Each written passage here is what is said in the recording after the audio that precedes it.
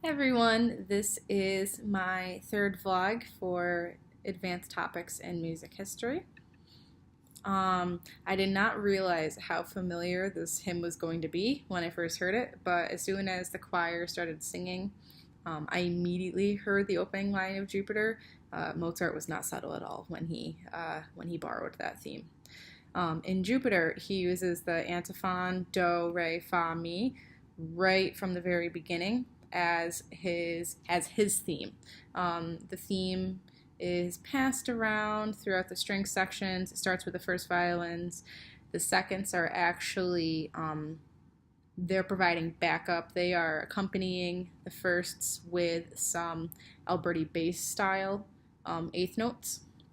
But the theme just keeps getting passed and around and around and around and around throughout the entire movement. In both Lucis Creator Optime and Jupiter, the themes stay near the tonal center, that do, re, fa, mi, and both pieces really do, they have a lot of contour. They go up and down a lot, but they always find their way back to do. Jupiter also has a contour that generally follows the same contour as the hymn, and you can hear that a lot in the faster passages, like the descending eighth notes that the entire section takes right towards the end of the first phrase. And then later on, he takes that theme of do, re, fa, mi and puts it into retrograde in the minor section, which I thought was a very creative way to keep it fresh. In Missa Brevis, he also uses the do, re, fa, mi in the opening, giving it the exact same function as he did in Jupiter. The texture for both the hymn and Missa Brevis is similar, and in fact, both have alternating performers. In Lucis Creator Optime, the performance starts with the full choir, and then moves on to the men, then back to the full choir, back again to the men, and then ends with the full choir. Missa Brevis alternates instead of parts of the choirs, it alternates the full choir with the soloists. So in both instances, there is a thinning of the texture. And additionally, both have similar ranges for the singers. I noticed that each part in the Missa Brevis stayed within an octave, which is only a second larger than, I believe, than the hymn, which I think has the range of a sixth. But I have to say that I had absolutely no idea what I was supposed to be hearing the very first time that I watched the Enlightenment video. It took them giving me the full explanation and then me watching it again for me to really get it. But seeing the musicians perform at the end did help a lot. When I did really get the big picture, though, I thought it was a really smart and creative take on modernization and imitation in music.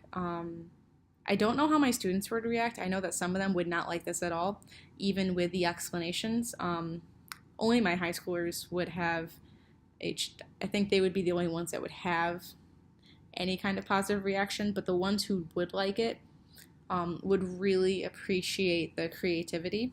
And I think that after a few listens, they would be very interested in finding the imagery and the notes the second or third or fourth time that we would watch it. Because once you do go back and watch it again and you know what's happening, it was a very cool experience to be able to say, oh, that's what that's doing, that's what that's doing. The Enlightenment video actually could fit very easily into my curriculum as a project because I use the model cornerstone assessments that were put out a couple of years ago. I use those as guides for all of my projects for my middle school and my high school orchestra students. And in fact, they have a project for responding that could work very well very well with this Enlightenment video. So I would absolutely be able to fit that into my curriculum. And in fact, I might test the waters with this and see how they feel about it. So all in all, it was a really interesting take on Mozart, and this goes back to what I talked about in my second vlog, where music history is important because you need to be able to get the joke. and the joke or what they're using. And if I didn't know that, if I hadn't heard the hymn before, I don't think I would have appreciated listening to the other Mozart pieces as much. So have a good week, everybody.